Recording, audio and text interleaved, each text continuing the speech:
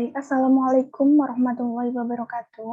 Untuk pertemuan kedua dari mata kuliah Data Warehouse and Business Intelligence, kita akan bahas mengenai data warehouse.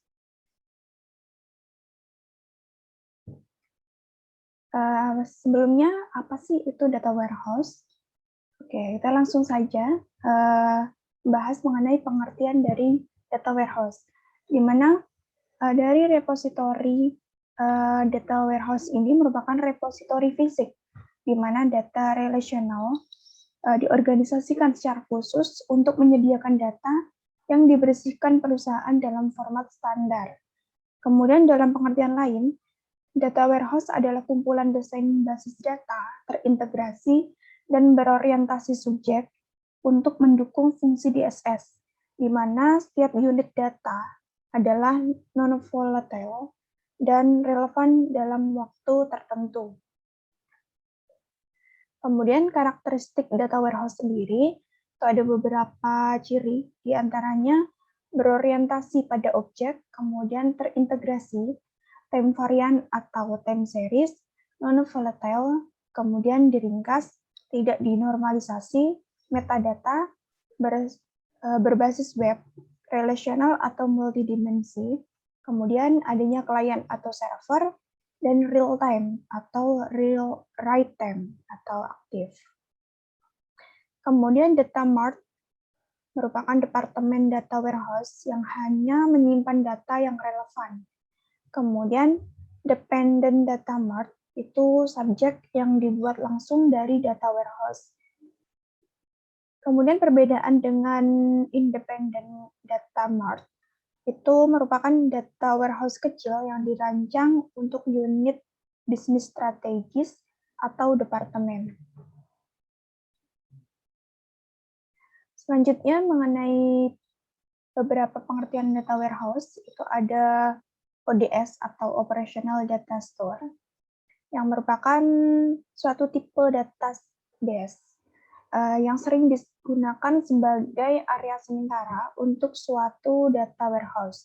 Kemudian untuk Open Mart, itu mart dari data operasional. Kemudian Enterprise Data Warehouse merupakan data warehouse untuk perusahaan. Selanjutnya untuk metadata, itu suatu data tentang data, di mana dalam data warehouse ini metadata itu mendeskripsikan konten data warehouse dan cara akuisisi pada penggunanya.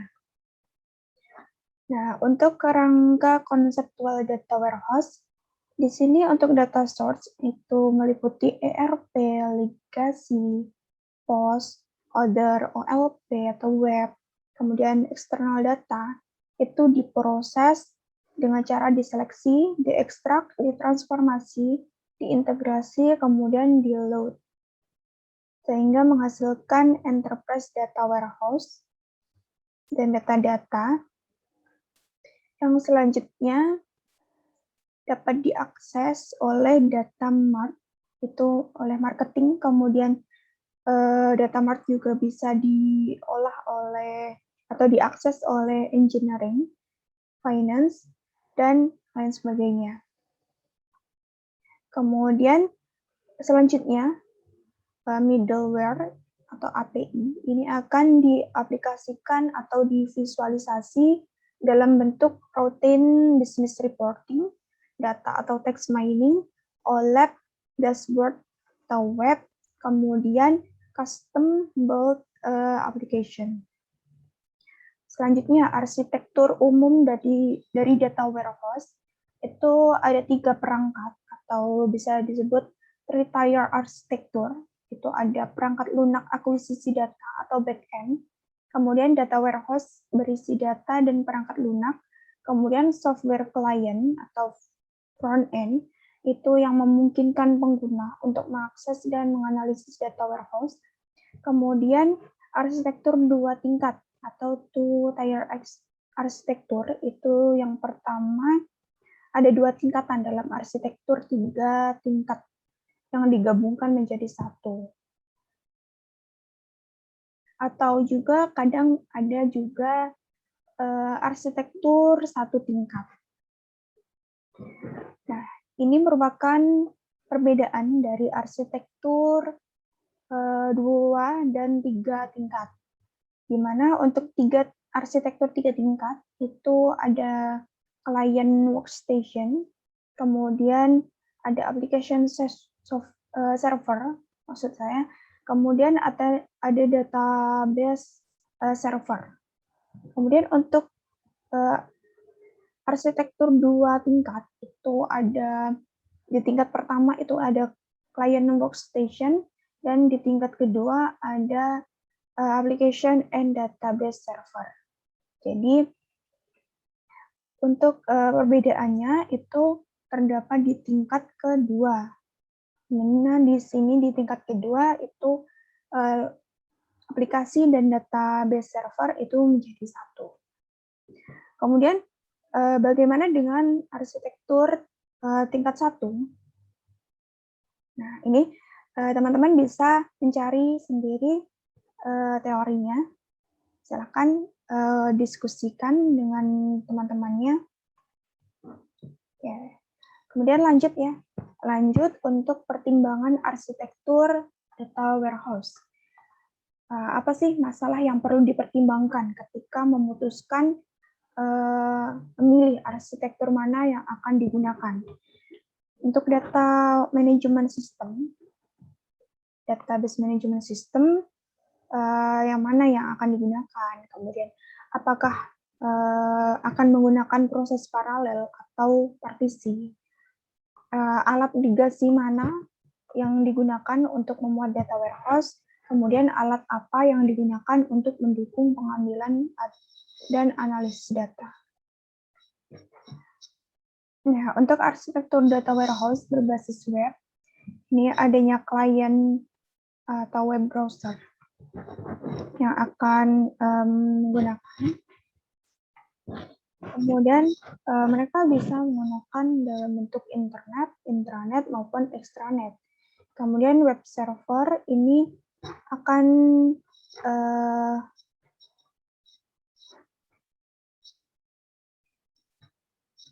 mengaplikasikannya dalam bentuk web page. Nah, ini untuk application server dan data warehouse ini akan memberikan umpan balik kepada web server. Sekaligus tempat untuk menyimpan data-data dari web page.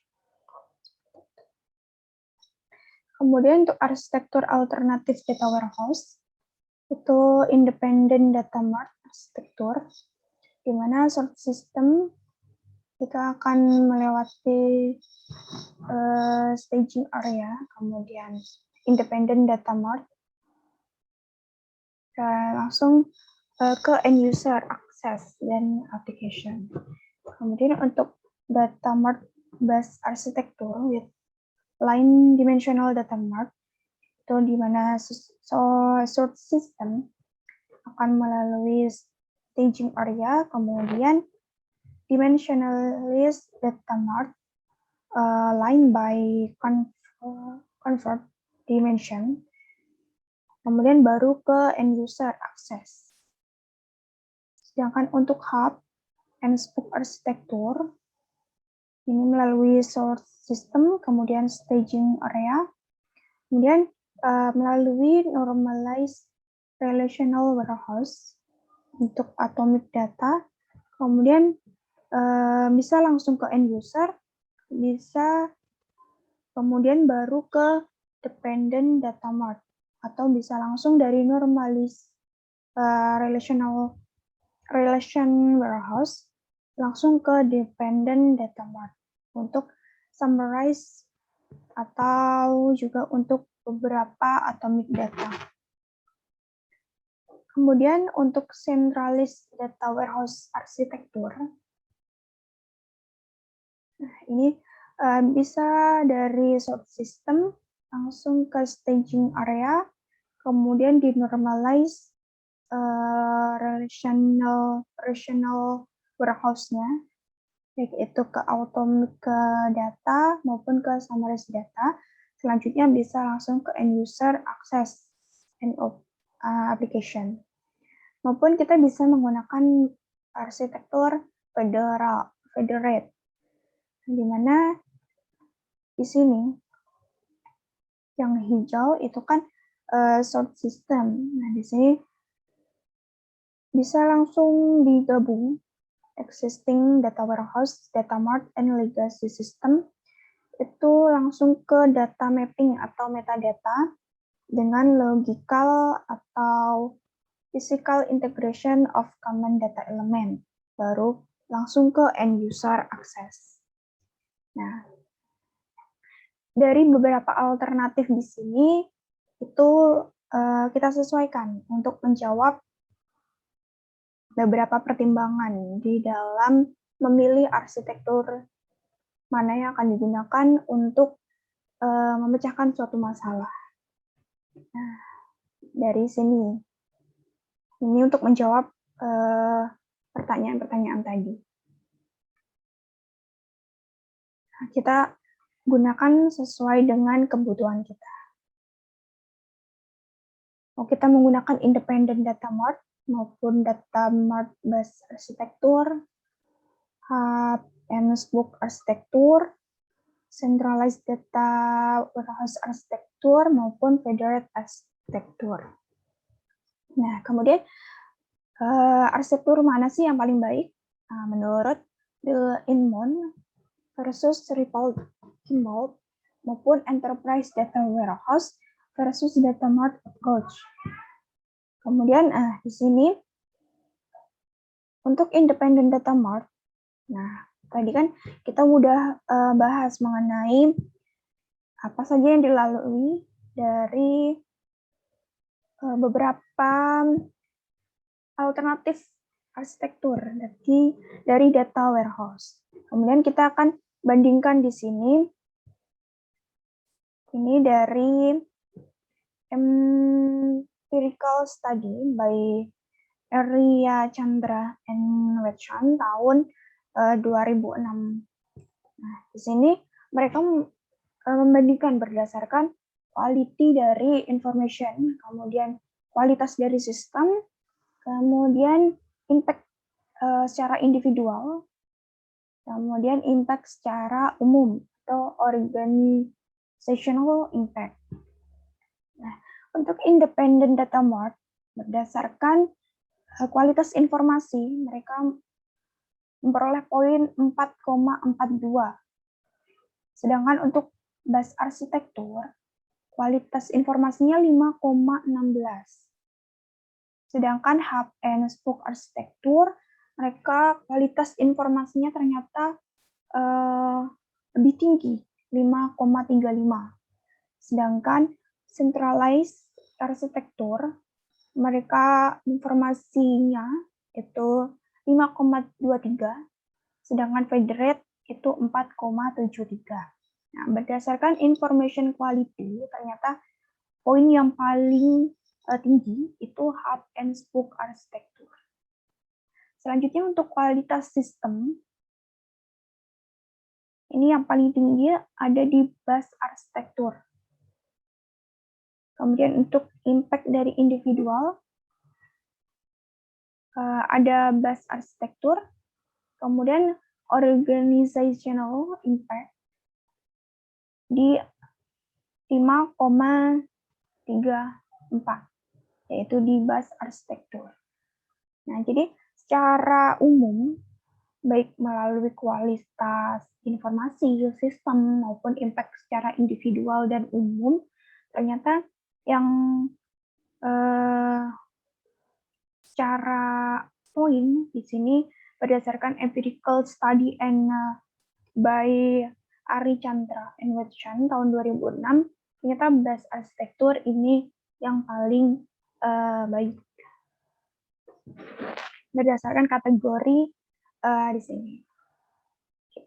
Langsung untuk 10 faktor yang berpotensi mempengaruhi keputusan dalam pemilihan arsitektur.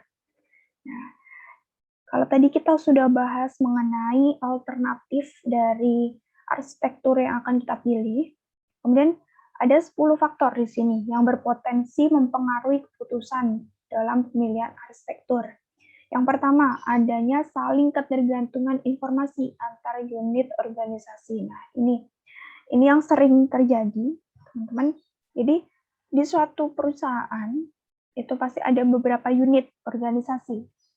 Nah, di antara unit-unit itu memiliki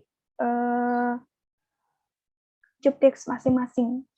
Nah, sedangkan mereka itu tidak bisa bekerja masing-masing untuk mewujudkan visi misi suatu perusahaan. Jadi harus adanya saling kerjasama. Makanya di sini harus adanya ketergantungan informasi. Jadi antara unit A dan unit B itu harus ada informasi yang menghubungkan mereka. Ya, untuk pemilihan dari arsitektur untuk data warehouse itu diperlukan untuk bagi setiap unit organisasi untuk mencapai visi misi suatu perusahaan. Kemudian yang kedua, kebutuhan informasi manajemen tingkat atas. Selanjutnya, urgensi kebutuhan akan data warehouse. Ini juga penting. Sifat tugas end user, kendala pada sumber daya. Nah, ini juga. Kemudian pandangan strategis dari data warehouse sebelum implementasi. Kompatibilitas dengan sistem yang ada, kemampuan yang dirasakan dari staf TI in-house. Kemudian adanya masalah teknis dan faktor sosial atau politik. Kemudian untuk Enterprise Data Warehouse by Teradata Corporation, ini bisa dipetakan seperti ini, teman-teman. Jadi,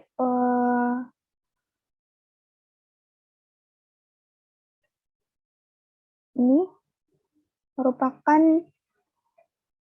terdiri dari ODS, Enterprise Data Warehouse, Data Replication, Data Mart. Semuanya ada di sini. Kemudian sebuah decision user ini merupakan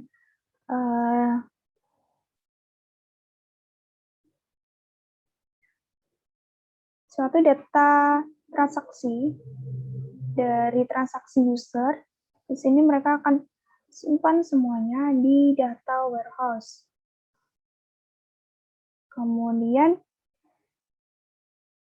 user dapat melakukan decision baik berupa strategi user, tactical user, reporting OLAP user, data miner, kemudian event driven atau closed loop.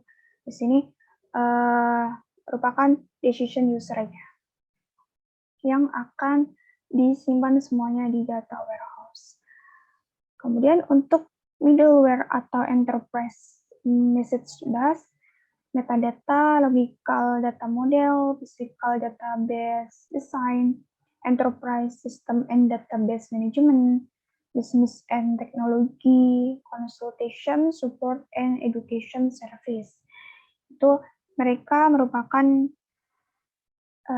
suatu aktivitas yang dilakukan dalam enterprise data warehouse. Nah, untuk data integration and the extraction, transformation, and load, atau biasa kita sebut ETL proses. Ini kita akan bahas mengenai data integration dulu, di mana integrasi data itu terdiri dari 3 proses utama, yaitu akses data, federasi data, dan perubahan tangkapan. Sedangkan di dalam EAI, atau Enterprise Application Integration, itu sebuah teknologi itu sudah menyediakan kendaraan untuk mendorong data dari sumber sistem ke dalam data warehouse. Nah, seperti ini tadi, sumber sistemnya ada dari transactional user, ada dari decision user. Kemudian untuk Enterprise Information Integration atau EII, itu menjanjikan integrasi data secara real time dari berbagai sumber.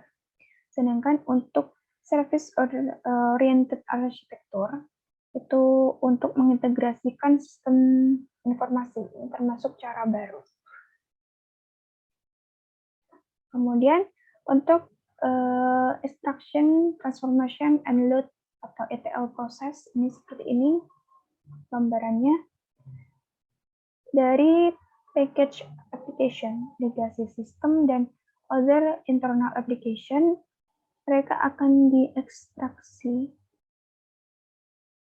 kemudian ditransfer ke data source, ke transition data source, dikembalikan, itu juga dengan transform, di cleanse juga, kemudian di load, untuk selanjutnya ditransfer ke data warehouse dan data mart. Nah, untuk masalah yang mempengaruhi pembelian alat ETL, itu adanya alat transformasi data mahal, alat transformasi data yang mungkin memiliki kurva belajar yang panjang. Kemudian untuk kriteria penting dalam memilih alat ETL, itu adanya kemampuan untuk membaca dan menulis ke sejumlah sumber data. Jadi arsitektur itu tidak terbatas.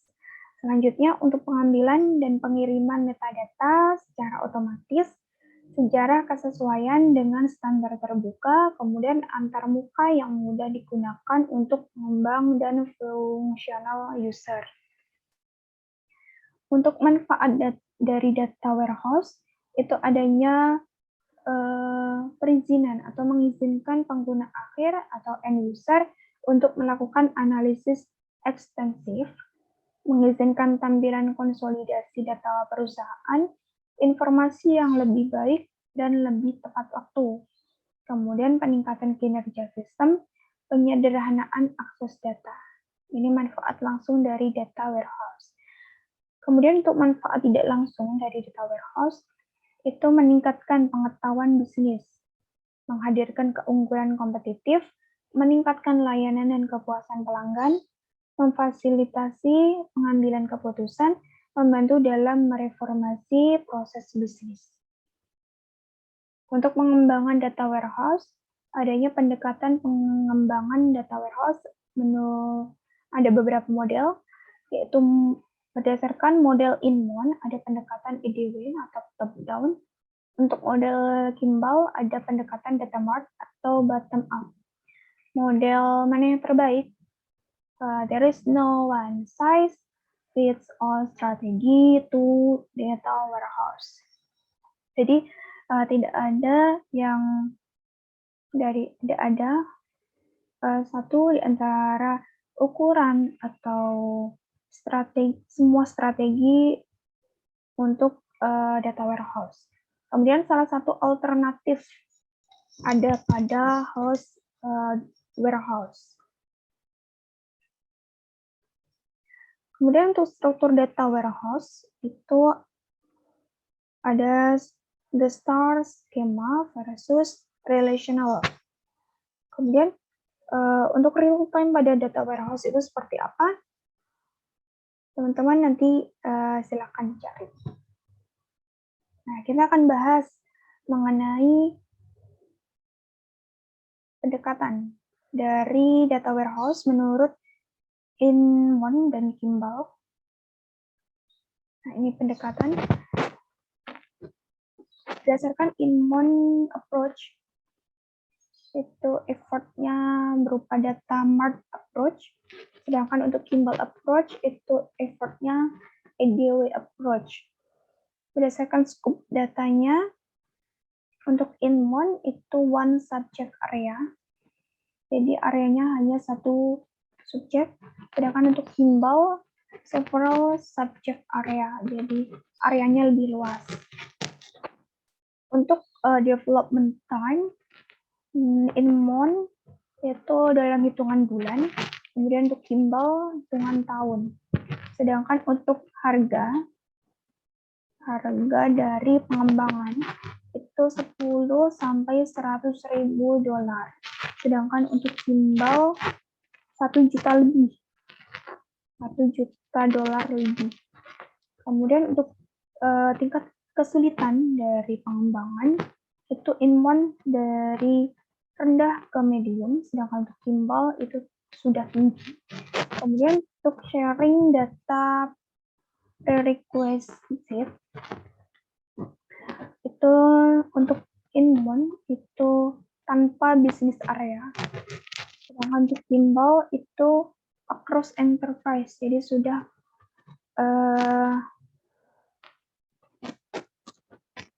menyeberang gitu. Sedangkan untuk source itu untuk Inmon only some operational and external system. Jadi hanya untuk beberapa operasional dan sistem eksternal. Sedangkan untuk gimbal mereka sudah memiliki banyak operasional dan sistemnya juga eksternal. Sedangkan untuk size Inmon 2 MB sampai several gigabyte. Sedangkan untuk gimbal sudah mencapai petabyte. Untuk time horizon, untuk Inmon mereka near current and historical data, sedangkan untuk gimbal historical data. Untuk data transformation, Inmon low sampai medium, sedangkan gimbal sudah high. Untuk update frekuensi, untuk Inmon berdasarkan jam, hari, dan minggu, sedangkan gimbal itu diupdate berdasarkan selama dalam hitungan mingguan juga bulanan. Untuk teknologi hardware, Inmon sudah menggunakan workstation and departmental server, sedangkan untuk gimbal mereka sudah menggunakan enterprise server and mainframe komputer. Untuk operating system, untuk Inmon mereka menggunakan Windows and Linux, sedangkan gimbal mereka menggunakan Unix, ZOS, dan OS 390. Sedangkan database, Inmon menggunakan workgroup and standard database server, sedangkan untuk gimbal mereka menggunakan enterprise database server. Nah, ini untuk skema bintang. Kenapa disebut bintang? Karena ada 5. Ini dimensional model dari skema bintang berdasarkan struktur data warehouse. Schema example for an automobile insurance data warehouse. Nah, ini contohnya teman-teman nanti bisa diisi location, time-nya apa, claim information-nya apa, driver-nya apa, automotive-nya apa. Untuk dimension, how data will be sliced or be saved. Ini berdasarkan location, time period, type of automobile or driver. Sedangkan untuk faktanya, central table that contain usually summarize. Information-nya berupa also contain foreign key to access each dimensional table.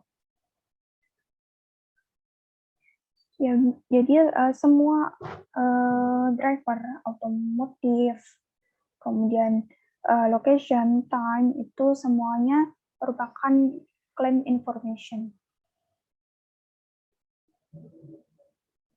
Nah, selanjutnya pemodelan dimensi.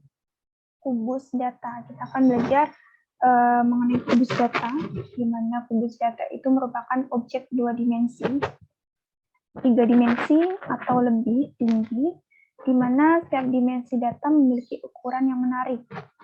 Nah, bisa dalam berupa grain, drill down, maupun slicing. Untuk praktik terbaik untuk mengimplementasikan data warehouse, adanya proyek yang harus sesuai dengan strategi perusahaan yang jelas, kemudian harus ada persetujuan penuh untuk proyek. Sangat penting untuk mengelola ekspektasi user, data warehouse harus dibangun secara bertahap, kemampuan beradaptasi harus dibangun sejak awal. Proyek harus dikelola oleh profesional IT dan bisnis. Begitu untuk hubungan bisnis, pemasok juga harus dikembangkan. Kemudian hanya memuat data yang telah dibersihkan atau berkualitas tinggi. Kemudian jangan mengabaikan persyaratan pelatihan. Sadar secara politis. Untuk resiko dari implementasi data warehouse, tidak ada misi atau tujuan, kemudian kualitas data sumber tidak diketahui, keterampilan tidak pada tempatnya, anggaran tidak memadai, kurangnya perangkat lunak pendukung, sumber data tidak dipahami, sponsor yang lemah, pengguna tidak melek komputer, masalah politik atau perang wilayah, ekspektasi pengguna yang tidak realistis. Kemudian resiko arsitektur dan desain, cakupan creep and perubahan persyaratan, vendor di luar kendali, selanjutnya berbagai platform, people meninggalkan proyek, kehilangan sponsor, terlalu banyak teknologi baru, harus memperbaiki sistem operasional, lingkungan terdistribusi secara geografis, tim geografi dan budaya bahasa. Kemudian hal-hal yang harus dihindari untuk keberhasilan implementasi itu dimulai dengan rantai sponsor yang salah. Jadi kita tidak bisa menerima sponsor sembarangan, jadi harus diseleksi terlebih dahulu untuk memutus rantai sponsor yang salah. Kemudian menetapkan harapan yang tidak dapat Anda penuhi. Jadi harus sesuai dengan kemampuan. Kemudian terlibat dalam perilaku naif secara politis. Memuat warehouse dengan informasi hanya karena ketersediaan. Mempercayai bahwa desain database data warehouse sama dengan desain database transaksional. Kemudian memilih manajer data warehouse yang berorientasi teknologi daripada berorientasi pengguna. Ini juga salah. Jadi harus dihindari. Kemudian untuk real-time data warehouse, memungkinkan pembaruan data real-time untuk analisis real-time dan pengambilan keputusan secara real-time juga sedang berkembang sangat pesat. Ini berdasarkan push and pull of data. Kemudian memperhatikan real-time business intelligence, di mana tidak semua data itu harus diperbarui secara terus-menerus. Kemudian ketidakcocokan laporan, menghasilkan laporan yang terpisah. Biaya mahal, kemudian tidak layak juga.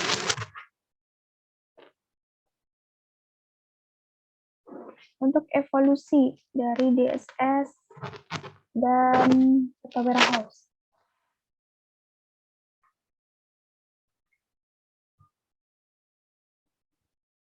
Untuk yang ke atas ini workload and complexity, sedangkan untuk yang ke samping itu merupakan data sophistication.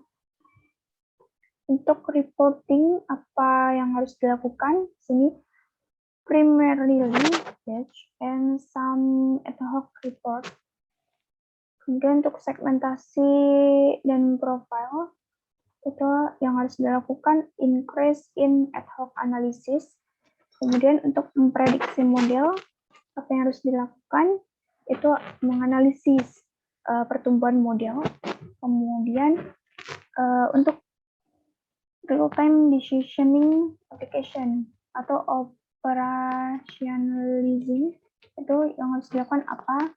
Itu continuous update atau melanjutkan update, dan time sensitive queries become important. Selanjutnya enterprise decisioning management. Yang harus dilakukan itu event based, triggering stakeholder. berdasarkan semua tahapan-tahapan di sini, itu semuanya ada beberapa warna. Nah, ini keterangannya, di mana biru itu merupakan batch. Kemudian yang warna biru hijauan, ini ad hoc. Kemudian yang warna merah itu analisis. Kemudian yang warna kuning itu continuous update atau short queries. Yang warna ungu event-based triggering. Selanjutnya untuk active data warehouse by Teradata Corporation. Di sini terlihat bahwa strategi intelijen dan operational intelligence itu digunakan oleh banyak call center, customer, supplier, eksekutif, produk, maupun marketing. Mereka semua bisa menggunakannya. Kemudian diintegrate secara aktif oleh integrate once. Nah, untuk active access, mereka frontline operational decision or service support by near real-time access.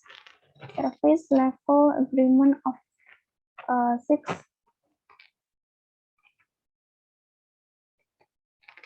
seconds or less.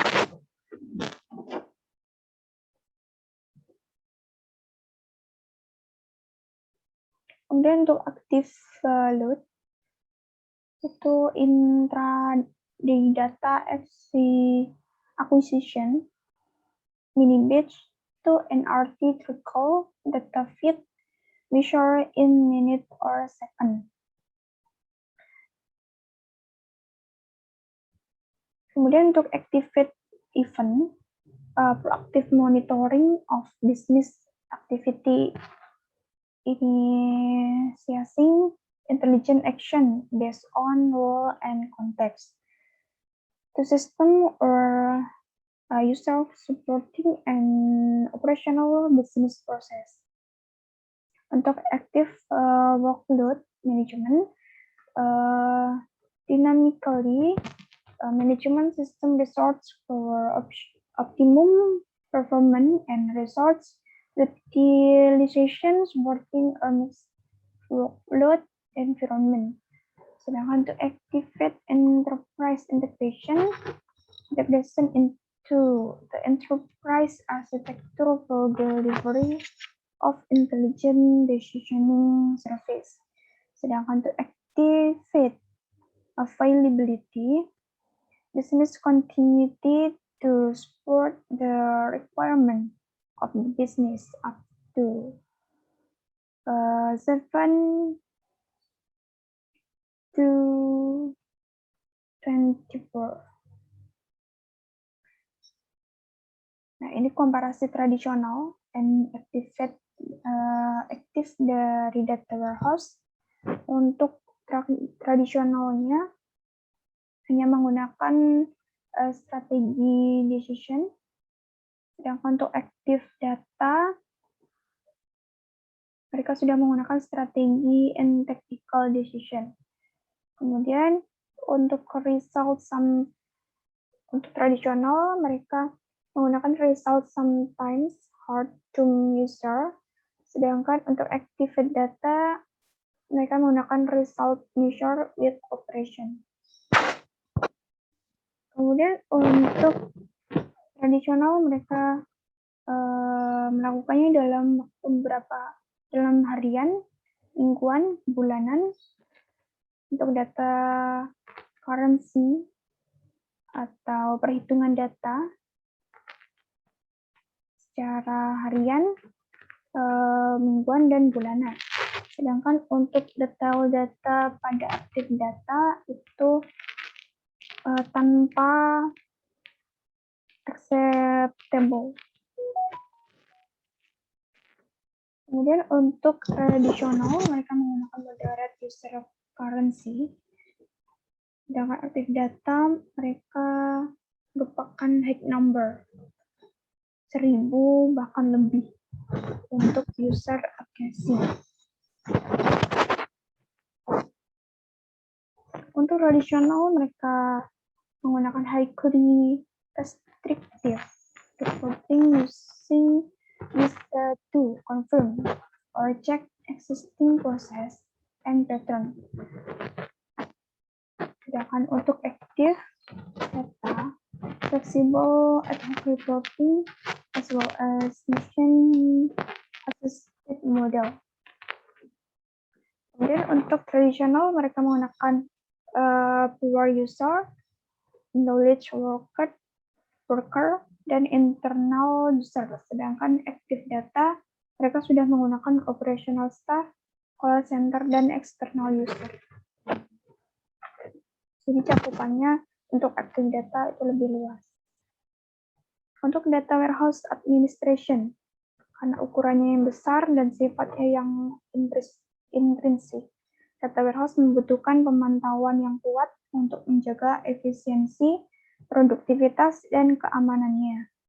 Selanjutnya, administrasi dan manajemen gudang data yang berhasil memerlukan keterampilan dan kemahiran yang melampaui apa yang diperlukan oleh administrator basis data tradisional, sehingga membutuhkan keahlian dalam perangkat lunak yang tinggi, perangkat keras, dan teknologi jaringan berkinerja tinggi. Nah, ini data warehouse scalability and security. Untuk scalability, masalah utama berkaitan itu jumlah data di warehouse, seberapa cepat warehouse diharapkan tumbuh, jumlah pengguna bersamaan, kompleksitas query pengguna. Untuk skalabilitas yang baik, berarti query dan fungsi akses data lainnya akan tumbuh secara linear dengan ukuran warehouse. Sedangkan untuk security, peningkatan pada keamanan dan privasi. Nah, ini latihan soal untuk teman-teman. Silakan dikerjakan. Ada 10 soal yang sudah tadi saya jelaskan. Oke, mungkin itu saja yang bisa saya sampaikan. Kurang lebihnya mohon maaf. Wabillahi taufiq wal hidayah. Wassalamualaikum warahmatullahi wabarakatuh.